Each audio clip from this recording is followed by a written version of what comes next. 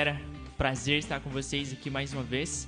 Eu e o meu ilustre irmão Jean. E hoje o intuito é falar um pouquinho mais sobre a graça. O que é a graça e, afinal, nós conquistamos a salvação ou nós recebemos ela gratuitamente de Deus? Esse vai ser o tema que nós tentaremos abordar nesse dia. Que Deus possa abençoar ricamente a sua vida. Então, vocês já conhecem, não precisa mais de apresentações. Vamos ao que interessa.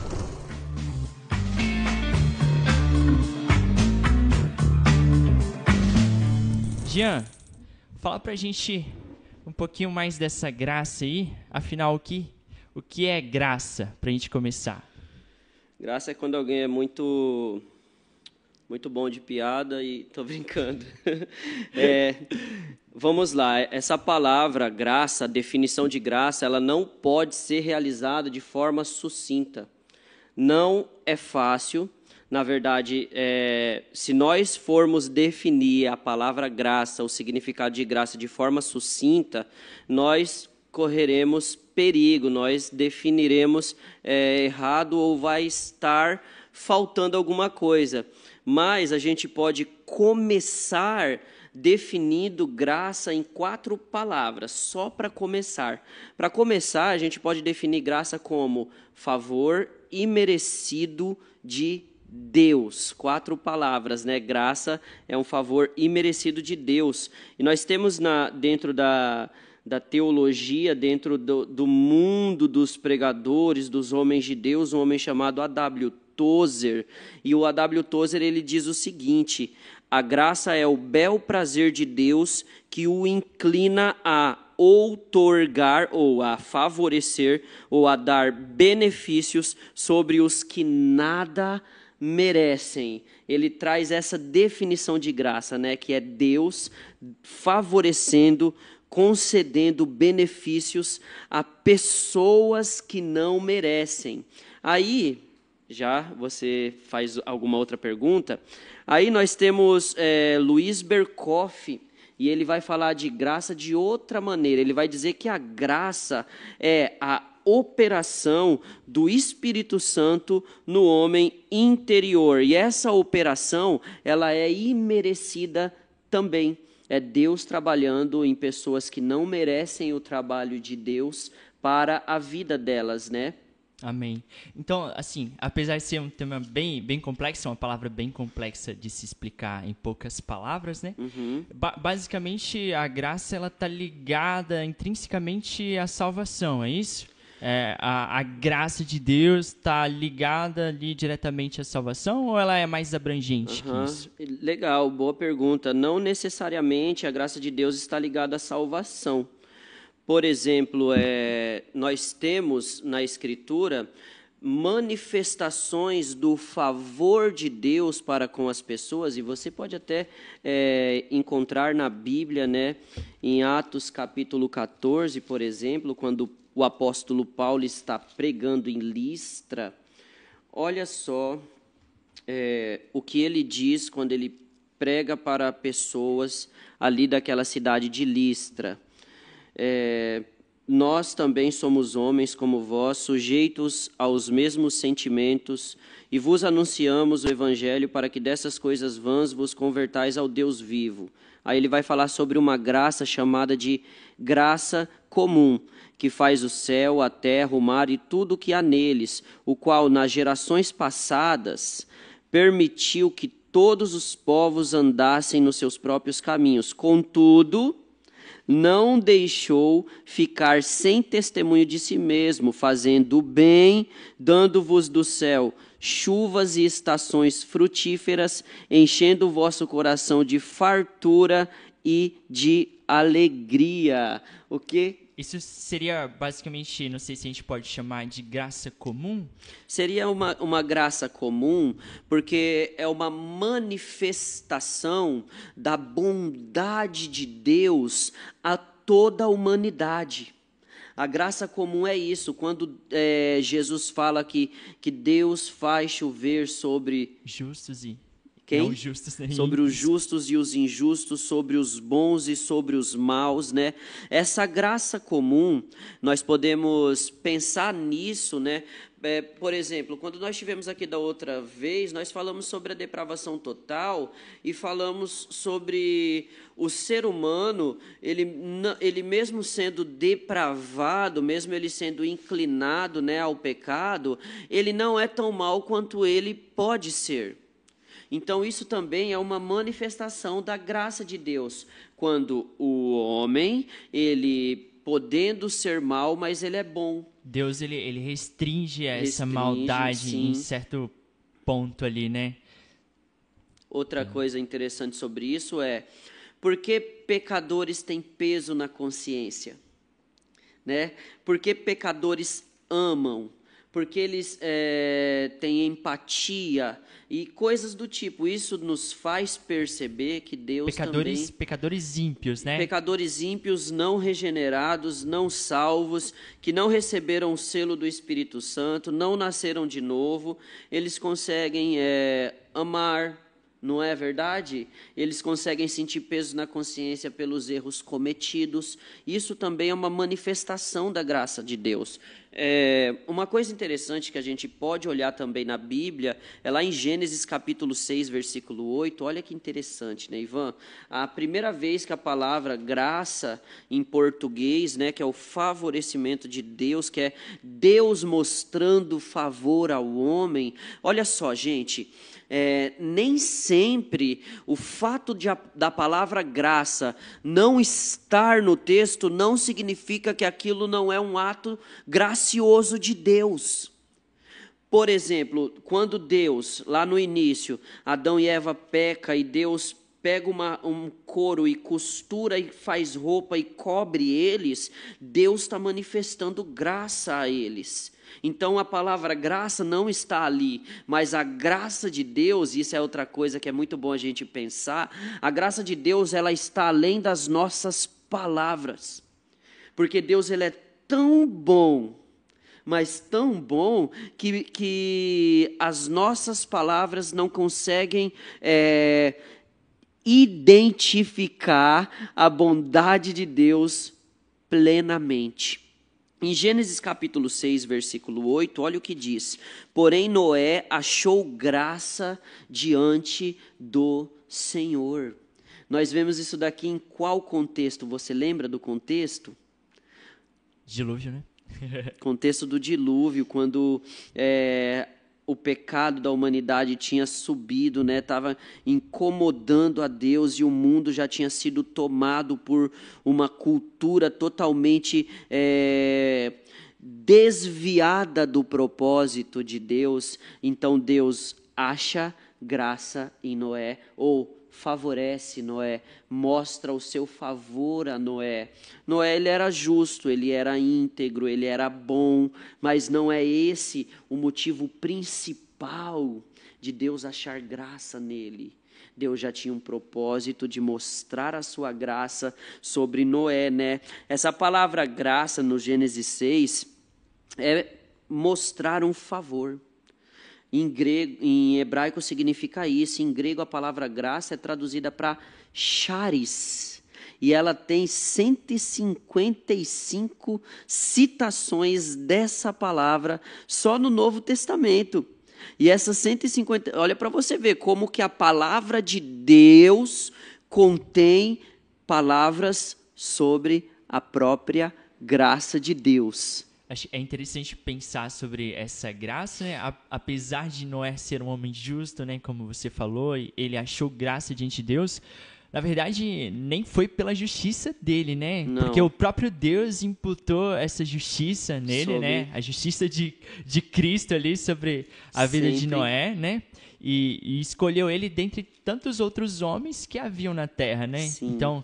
essa graça, ela nos alcança sem merecimento algum da nossa parte, né? Com certeza. Porque, como Adão e Eva, né, eles acharam graça diante de Deus, né? Deus mostrou favor a eles, mas eles não mereciam, né? Eles mereciam a morte eterna. Exatamente. E sabe uma coisa interessante, Neivan? é o seguinte: essa graça que nos alcançou, ela precisa alcançar a outros através de nós. Nós podemos ver isso na Escritura, em Lucas, capítulo 6, versículo 27 a 36, quando Jesus ele vai... Lucas 6, versículo 27 a 36, quando Jesus vai falar sobre como devemos lidar com os nossos inimigos. Olha só, esse é o Espírito da graça. O Espírito da graça que tem que estar em todo cristão, nós podemos ver o reflexo dele aqui. Olha o que diz: digo-vos, porém, a vós outros que me ouves, amai vossos inimigos, assim como Deus ama os que são inimigos dele. Fazei o bem aos que vos odeiam. Deus, ele salva pessoas que odeiam a ele inicialmente. Então, assim, Jesus está mandando que nós tenhamos essa mesma responsabilidade. Bendizei aos que vos maldizem, orai pelos que vos caluniam, ao que bate na tua face, oferece-lhe também a outra, e ao que tirar a tua capa, deixa-o levar também a túnica. Dá a todo o que te pede, se alguém levar o que é teu, não entres em demanda. Como quereis que os homens vos façam assim, assim fazei vós também a eles. E aí, olha só que interessante aqui, quando Jesus chega no assunto que o mundo conhece sobre ele. Quando o mundo cita Jesus, muitas pessoas elas têm uma imagem de Jesus deturpada. Ou ele é só amor, só é muito amorosinho, é um Jesus ursinho Vai carinhoso. salvar a todos os Não, homens, vai salvar todo indistintamente. mundo, né? Aceita tudo. Não é esse o Jesus da Bíblia. Mas o mundo conhece Jesus principalmente por causa do seu mandamento, que ele disse: amai o próximo como a ti mesmo. E aí você sabe que ele aumenta isso depois, né? Ele fala, assim como eu vos amei, vocês também devem amar o próximo, né? Ele aumenta isso. Mas olha o que ele diz: se amais os que vos amam, qual é a vossa recompensa? Graça. Porque até os pecadores amam os que os amam. Se fizerdes o bem aos que fazem o bem, qual é a vossa recompensa? Até os pecadores fazem isso. E aí ele vai continuar falando, né, sobre você emprestar sem esperar receber. Isso é graça. Então, o Espírito da graça, ela tem que estar em conduzir toda a vida cristã. O que é a graça, né? O John MacArthur, ele vai falar que a graça ela é a influência livre e benevolente de um Deus santo que opera de forma soberana na vida de pecadores não merecedores. É a influência de Deus nisso. É interessante isso que tu falou. Eu nunca tinha pensado muito sobre isso até agora. Realmente é bem interessante. Nós somos como extensores da graça de Deus aos homens, né? Muitas vezes a gente olha para alguém, né, e pensa, pô, que cara miserável pecador. Eu não vou pregar para ele não, bicho. Esse cara não merece não. E aí, a gente se esquece que nós éramos esse cara, né? Pecadores, exato, longe de Deus. Sabe por quê, meu irmão Neivan? Conceder graça faz parte da natureza de Deus. Da mesma forma que Deus é santo, justo juiz, fogo consumidor, zeloso, e que a Bíblia chama até o Espírito Santo, diz que ele tem ciúme de nós, e não é o ciúme carnal, pecaminoso, né? Mas é aquele negócio, vocês são meus. Da mesma forma que Deus é tudo isso, Deus também é Deus de graça. A gente vê na Escritura Deus sendo chamado de Pai das misericórdias. Olha que lindo. Nós lemos, graça também, misericórdia, é outra coisa também que está sempre juntas, né? Bem ligado, né? Exatamente, né? E aí, como eu estava te dizendo também, essa palavra está 155 vezes no Novo Testamento e só 100 vezes foi o apóstolo Paulo que falou ela, né?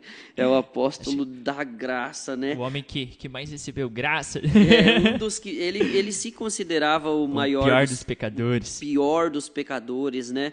E é porque ele não conhecia a gente também, né, Neivan? Interessante. Ele não sabia. Ele não conhecia. É porque porque o apóstolo Paulo fala isso? Cada ser humano, quando ele conhece a si mesmo, ele tem a iluminação de Deus, através da palavra de Deus, ele sabe o quão pecaminoso ele é, porque realmente O coração do homem é terra que ninguém pisa. Nós não sabemos o que está no coração das pessoas e na mente delas. Então, é por isso que Deus resiste aos soberbos, mas dá graça aos humildes. E é interessante frisar novamente, né? Que esses humildes não são humildes por natureza, né? Mas eles receberam através da graça essa humildade, né? Exatamente. Porque não é por mérito, é por graça somente, né? Sim, humildade tá ligada à mansidão. A humildade ela tá ligada a ser uma pessoa modesta.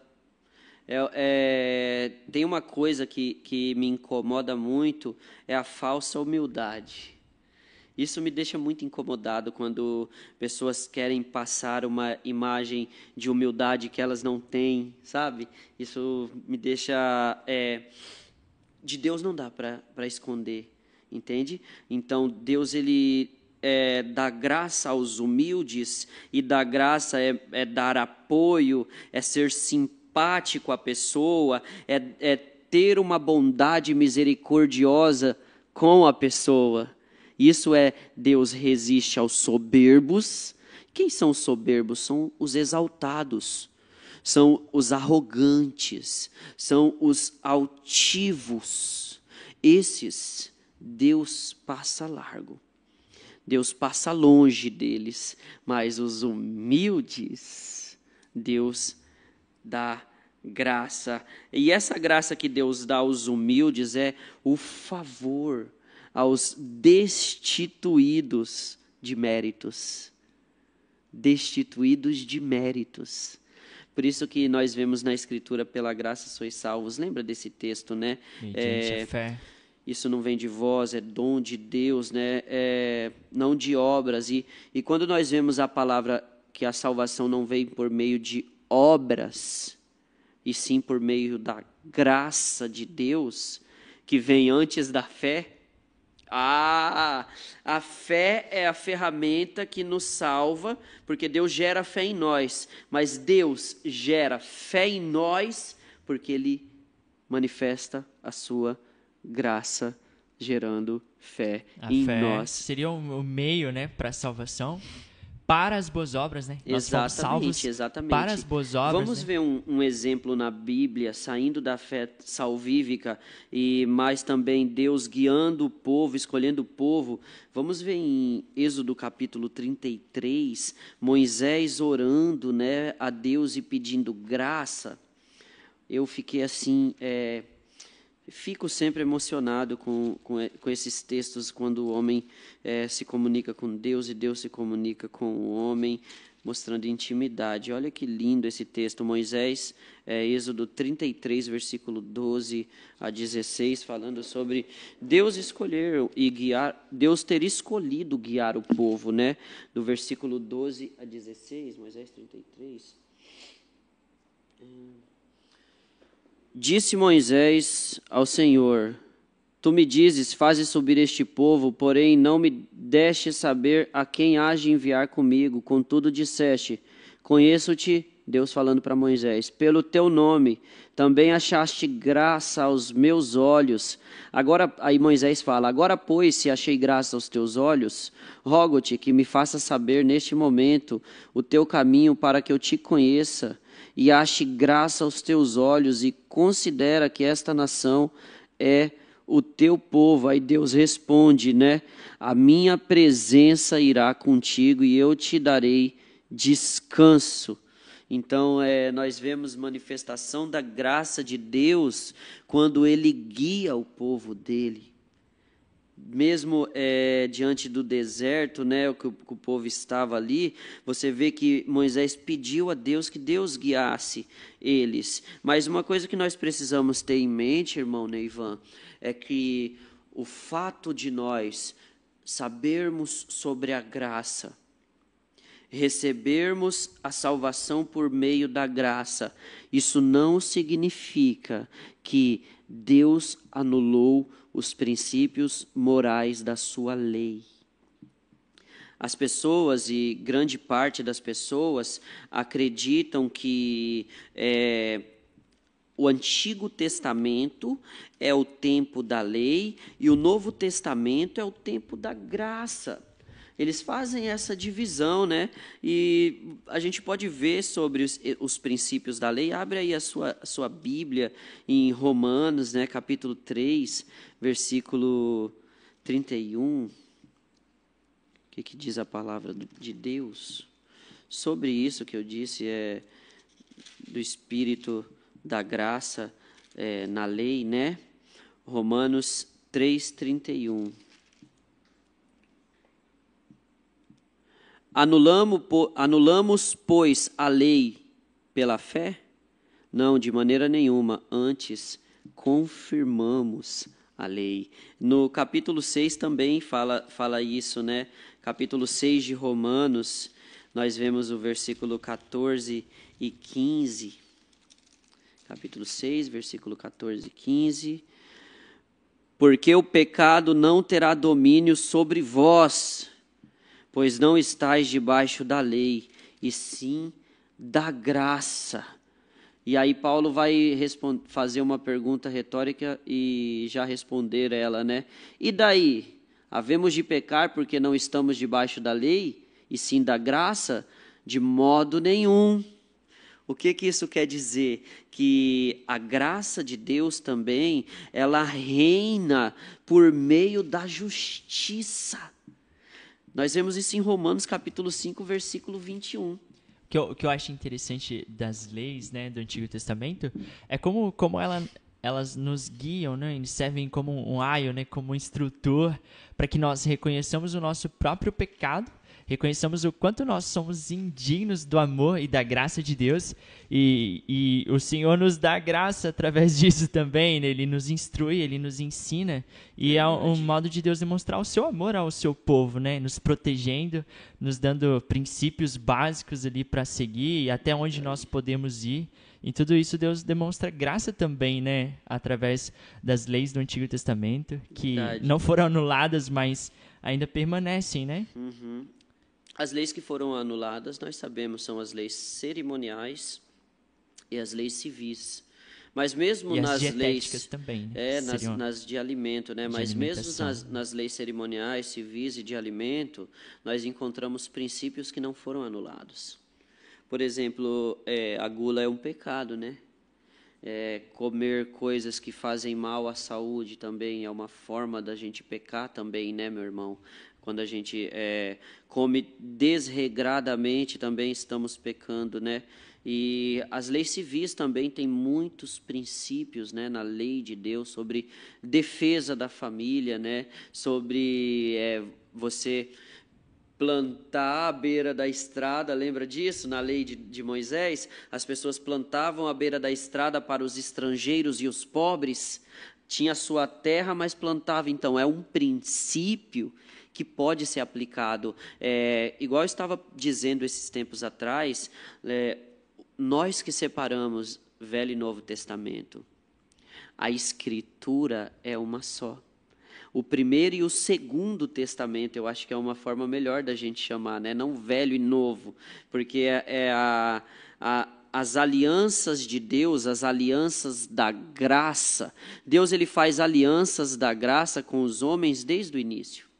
Desde Adão, pós-queda, Deus já começou a fazer aliança graciosa. Sempre foi a graça, né? Exatamente. Sempre com Noé, com Abraão, sempre foi a graça, né? Exatamente. Nunca foi porque eles eram bons, porque eles conseguiam cumprir todos os mandamentos, porque eles não cumpriram, né? Não. Quando Deus promete para Adão que da descendência dele viria um que esmagaria a cabeça da serpente, né? E a serpente feriria o calcanhar. Esse é o proto-evangelho, é o primeiro evangelho. É Deus manifestando graça através da promessa, através de uma aliança que ele fez com Adão, e Osés vai falar isso: quebraste a aliança, assim como nosso pai Adão. Então Deus fez promessa com Noé também, e aliança de graça com Noé, de que ele não destruiria, lembra? Não destruiria a terra através de dilúvio, mais uma vez, e muitas outras coisas, mandando Noé cuidar dos animais. E interessante alianças também. Novamente Deus demonstra graça ali, quando ele faz as alianças, ele mesmo é aquele que faz, ele jura por si mesmo, né? Exato. E ele não depende do homem, né, pra firmar a aliança ali. E novamente Deus demonstra ali a graça profunda por nós, porque ele sabe que nós não poderemos cumprir, né? Exatamente, porque os dons e a vocação de Deus são irrevogáveis. As alianças de Deus são inquebráveis. Lá em Jeremias, nós vemos Deus falando isso por meio de Jeremias assim, ó: o dia que vocês conseguirem mudar as leis do dia e da noite, o dia que vocês conseguirem mudar as leis do universo, é o dia que eu não terei mais aliança com vocês. Nunca, né? O ser humano não consegue, né? Um dia Deus está falando sobre a aliança dele com Davi, né? Então, a manifestação de Deus trazendo aliança com os homens é também a sua graça sobre a humanidade, sobre o seu povo, né? E essa é a graça eficaz, essa é a graça salvadora, essa é a graça especial. E eu trouxe uma definição de graça especial aqui também do John MacArthur. Para apresentar esse podcast, eu li 2 capítulos do livro do John MacArthur, chamado A Verdade sobre a Graça, a Operação de Deus na Vida do Cristão. Esse livro ele é sensacional para falar desse assunto. Ele é também pela editora Cultura Cristã. Se você quiser se aprofundar nesse assunto, pode buscar esse livro. E ele fala sobre a graça especial, em um trecho na página 11, ele diz o seguinte: a graça especial, melhor chamada de graça salvadora, é a obra irresistível de Deus que livra homens e mulheres do castigo e do domínio do pecado, renovando a pessoa interior e santificando o pecador por meio da operação do Espírito Santo. Isso é um ponto importante, a gente sempre lembrar disso, mas outra coisa que me deixou bem impactado pensando nesse assunto é sobre a certeza da salvação. E qual a relação da certeza da nossa salvação, né, por meio da graça? Porque nós temos certeza da salvação, e qual a relação que a gente temos com a graça? Que a gente tem, né? Que a gente temos, não. É uma pergunta para mim? Para você. Por que nós temos certeza da salvação e qual é a relação da graça com isso? Eu creio que a certeza vem do próprio Deus, né? O Espírito de Deus testifica Perfeito. com o nosso espírito que nós somos filhos de Deus, Perfeito. Fechou? Legal. É isso mesmo. A certeza da nossa salvação está fundamentada na graça de Deus. E nós vemos isso no capítulo 6 do Evangelho de João, quando Jesus percebe que as pessoas só estavam querendo seguir ele por causa de um almoço. Do pão, né? Para ter o pão. E aí, ainda para dizer, Moisés, ele nos deu o maná. Ele deu o maná para o povo do deserto todos os dias. Quando Jesus fala, vocês devem querer me buscar não por causa do alimento material. Que perece, né? Mas aí Jesus está querendo falar com eles verdades espirituais, verdades profundas. Por isso que ele fala, eu que sou o pão que desceu do céu, eu que sou o pão que alimenta as pessoas. Mas quando ele fala com essas pessoas, ele encerra esse sermão a ponto de algumas pessoas dizerem, dura esse sermão, quem pode suportar? Né? E ele encerra esse sermão falando e prosseguiu, por causa disso é que vos tenho dito, ninguém poderá vir a mim se pelo Pai não lhe for concedido. Então, chegar até Deus faz parte da graça de Deus. Essa história do Novo Testamento sobre o pão da vida, sobre essa briga que Jesus teve com os fariseus, né? Essa discussão com os judeus, os líderes judeus, nos ensina que o ser humano, se ele estiver num estado de cegueira espiritual, por mais que as verdades espirituais estejam estampadas na cara deles, essas pessoas não entenderão a verdade. E isso pode trazer também tristeza a Deus, né? Tristeza ao Espírito de Deus, porque Jesus ele estava ali falando com aquelas pessoas e elas não entendiam. Aí Jesus encerra o discurso: só vem a mim aquele que o Pai conceder que venha mesmo, né? Isso implica no grau, né, da cegueira do ser humano. O ser humano ele é cego e os seus olhos são abertos pela graça, né? Deus ele é gracioso para abrir os olhos do ser humano para crer nele. E todo o processo da salvação, toda a vida cristã é regida pela graça soberana de Deus, né? Desde ser chamado, desde ser justificado, né? Santificado, tudo isso só acontece debaixo da graça de Deus, né? Jean, tendo em vista que a graça ela é uma ação plenamente de Deus sobre nós, a gente chama de monergismo, né? Uma ação que o Espírito de Deus produz sozinho em nós, em nossas vidas. Qual é a contribuição do homem? O que o homem pode fazer em relação a isso? Boa pergunta. Nada. Nenhuma contribuição do homem. Porque se o homem tivesse um mérito diante disso, não seria graça. Simplesmente assim. Legal. Então Deus, ele basicamente, ele escolhe os seus, derrama sobre eles a graça que os persegue, que os salva. E não há nada que nós possamos fazer, na verdade nós já fizemos, né? Nós pecamos. Exato. Olha o que diz a Escritura: mas agora sem lei se manifestou a justiça de Deus, Romanos capítulo 3, versículo 31, testemunhada pela lei e pelos profetas, justiça de Deus mediante a fé em Jesus Cristo para todos e sobre todos os que creem, porque não há distinção, pois todos pecaram e carecem da glória de Deus, sendo justificados gratuitamente por sua graça, mediante a redenção que há em Cristo Jesus. Então, nós vemos aí, né, a graça de Deus nos salva gratuitamente. É gratuito porque Cristo pagou o preço, né? Então, por isso que para nós é graça, por isso que nós somos salvos gratuitamente, porque Jesus pagou o preço.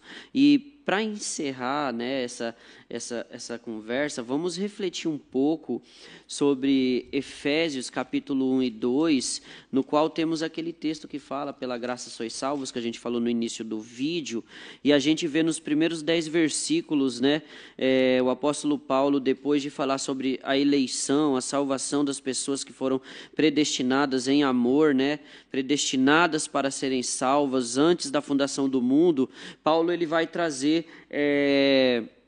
alguns elementos de como essa salvação alcança as pessoas na vida prática.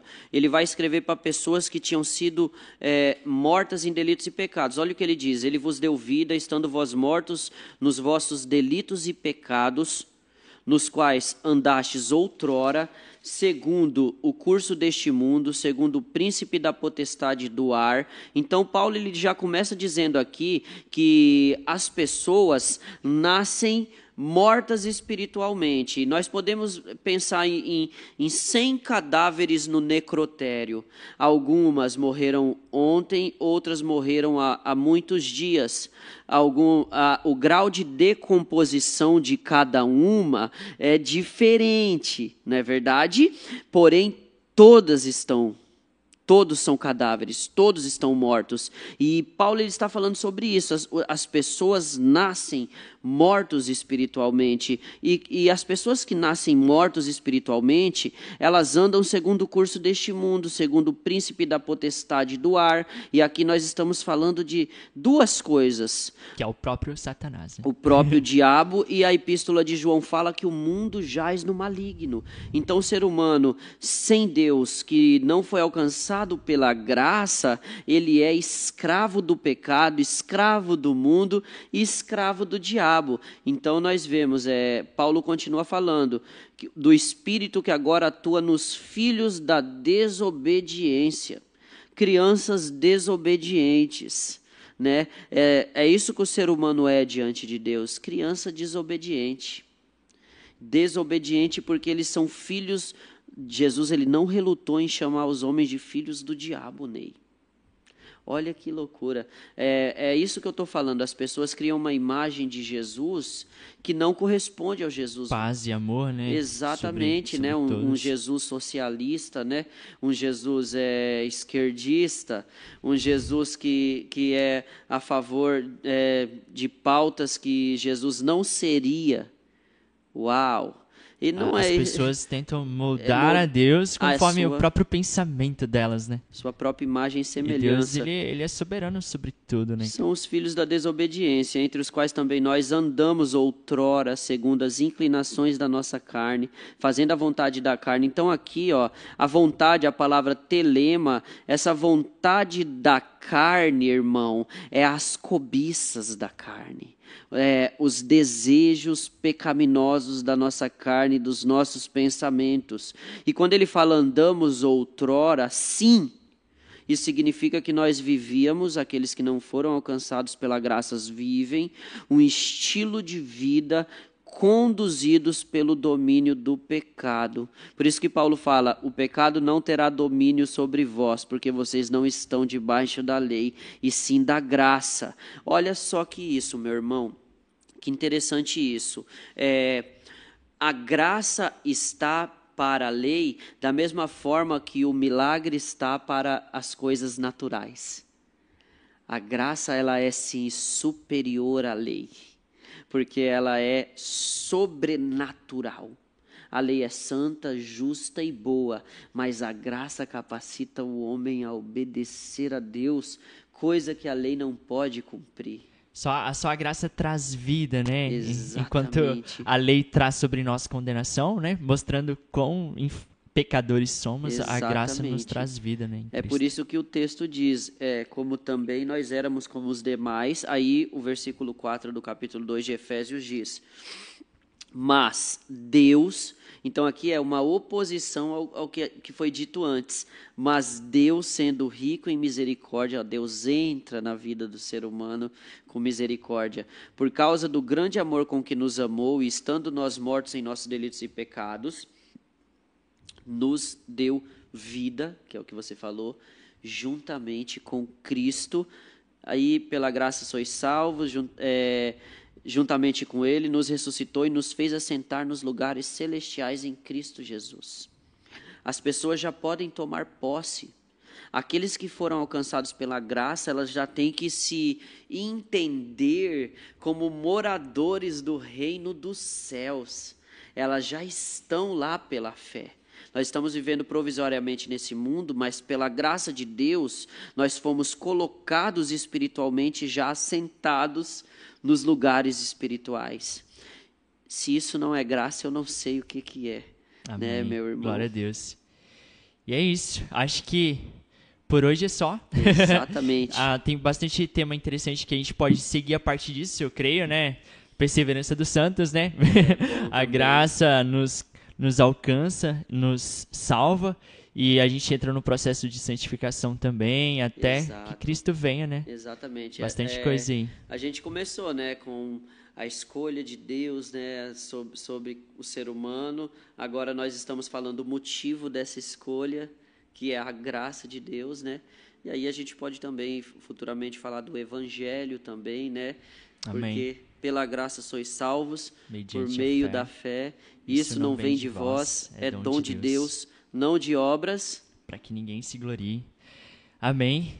Isso aí, irmão. Obrigado. Deus abençoe. Deus abençoe Estamos grandemente. Pessoal, alegria estar com vocês mais uma vez. Espero que você tenha sido abençoado, que Deus possa falar ao seu coração e que você possa seguir a esse Deus soberano e gracioso, demonstrando graça também sobre as pessoas, pregando o evangelho, falando do amor de Cristo aos homens, para que eles também sejam alcançados por essa graça e possam viver para a glória de Deus. Esse é o meu desejo, o nosso desejo. Que Deus te abençoe e até uma próxima, se Deus permitir. Valeu, pessoal. Deus abençoe.